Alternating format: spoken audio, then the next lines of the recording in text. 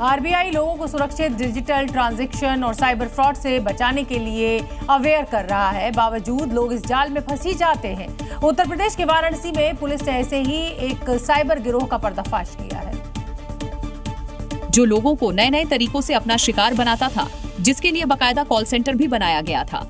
ये तस्वीर उसी दफ्तर की है जहां योगी फोर्स ने छापा मारकर वाराणसी के रोहनिया में चल रहे जामताड़ा यानी साइबर गैंग का पर्दाफाश किया है। ये गैंग लोगों को जल्द रुपए कमाने का झांसा देता था।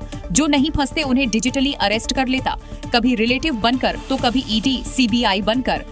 ये तकरीबन 25 से 30 लोग हैं जो कि मौके से मिले हैं और ये लोग कॉल सेंटर चला के और निवेश के नाम पे लोगों के साथ धोखाधड़ी करते थे। इन सभी को हिरासत में ले लिया गया है। ये गिरोह साइबर ठगी के जरिए ऐंठे गए पैसे को हवाला के जरिए ठिकाने भी लगाता था। अब पुलिस यहाँ बरामद किए गए लैपटॉप, कंप्यूटर और मोबाइल के डेटा खंगाल रही है।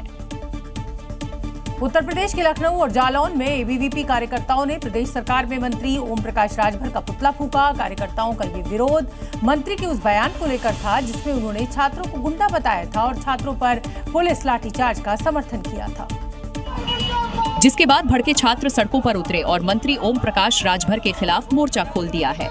तस्वीरें लखनऊ में ओपी राजभर के गौतमपल्ली आवास के बाहर और जालौन से सामने आई हैं, जहां छात्रों ने जमकर नारेबाजी की और मंत्री का पुतला जलाया।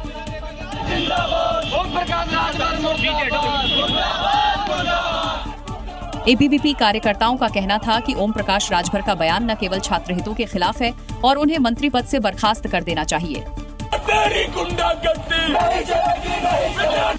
एलएलबी कोर्स को बार काउंसिल से मान्यता नहीं मिलने पर 1 सितंबर को बाराबंकी की श्री रामस्वरूप यूनिवर्सिटी में छात्रों ने प्रदर्शन किया था, जिसमें एबीवीपी कार्यकर्ताओं और पुलिस के बीच धक्का मुक्की हुई। पुलिस ने छात्रों पर लाठीचार्ज किया था। ओपी राजभर ने कार्रवाई का समर्थन और गुंडे वाला बयान पर अब घमासान छिड़ गया है। पूरे देश में गणेश विसर्जन का सिलसिला शुरू हो गया है, लेकिन मध्य प्रदेश के भोपाल में विसर्जन में मुस्लिम समुदाय के डीजे और लाइट इस्तेमाल न करने की अपील की जा रही है और ये अपील हिंदू उत्सव समिति की ओर से की जा रही है।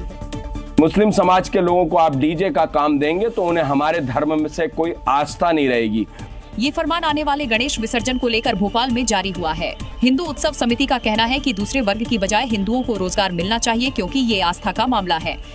डीजे भी हिंदू का हो, बैंड भी हिंदू के हो और जो भी आयोजन में कार्य हो रहा है उसमें हमारे हिंदू भाइयों को ही रोजगार मिले। यानी आने वाले त्योहारों में मुसलमानों का डीजे और लाइट सिस्टम के बॉयकॉट की बात कही जा रही है। इससे पहले भी हिंदू त्योहारों में मुसलमानों की एंट्री को लेकर विवाद होता रहा है। नवरात्रि के दौरान गरबा में मुसलमानों की एंट्री पर बैन लगाया जाता है, तो वही कांवड़ यात्रा में भी आस्था को ध्यान रखते हुए हिंदू दुकानों से सामान खरीदने के लिए पहचान बताने का आदेश जारी हुआ था। एक ओर ट्रंप लगातार टैरिफ बढ़ा रहे हैं तो दूसरी ओर भारत चुप रहा और अब जब चुप्पी टूटी तो पूरा भारत टैरिफ को भूल जीएसटी में किए गए सुधारों को लेकर राहत की सांस ले रहा है और इसका इंतजार उद्योग जगत और उपभोक्ता दोनों को लंबे समय से था और अब तो मौके की नजाकत भी आ गई थी, जिसके बाद जीएसटी काउंसिल की 56वीं बैठक में लिया गया इतना बड़ा फैसला कि मिडिल क्लास पर अभी से दिवाली की खुमारी छा गई है। केंद्र सरकार ने जीएसटी में 12 और 28% वाले स्लैब खत्म कर दिया है। अब सिर्फ 5 और 18% के स्लैब ही इस फ्रेमवर्क में रह गए हैं। जीएसटी का ये नया सिस्टम नवरात्र के पहले दिन से लागू हो जाएगा। सरकार के इस फैसले से जहां टैक्स के नियमों का पालन आसान होगा, वहीं घरेलू खपत में जोरदार उछाल आने की उम्मीद है। जीएसटी 2.0 के तहत किए गए इन सुधारों का चौतरफा असर दिखेगा। उपभोक्ताओं के लिए जहां कई तरह के प्रोडक्ट सस्ते होंगे, वहीं इन्हें बनाने वाली कंपनियों की बैलेंस शीट में भी सुधार आएगा और भारत दुनिया की चौथी सबसे बड़ी इकोनॉमी से तीसरी बड़ी इकोनॉमी बनने की दिशा में एक बड़ी छलांग लगा देगा।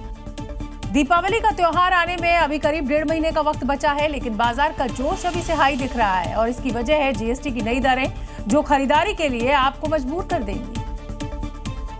जीएसटी 2.0 के तहत सभी तरह के खाद्य और कपड़ों को 5% के स्लैब में रखा गया है। इलेक्ट्रॉनिक्स आइटम पर जीएसटी 28% से घटाकर 18% कर दी गई है। छोटी कारें भी 18% के दायरे में आ गई हैं। 350 सीसी तक की स्कूटी बाइक पर लगने वाला जीएसटी अब 28% से घटकर 18% हो जाएगा। दवाओं को 5% या बिना जीएसटी के ही रखा जाएगा। हेल्थ बीमा को 18 की बजाय अब 5 या 0% के स्लैब में आ जाएगा। एफएमसीजी के ज्यादातर आइटम 5% की कैटेगरी में आएंगे। सीमेंट को 28% की जीएसटी से घटाकर 18% वाले स्लैब में किया जा रहा है।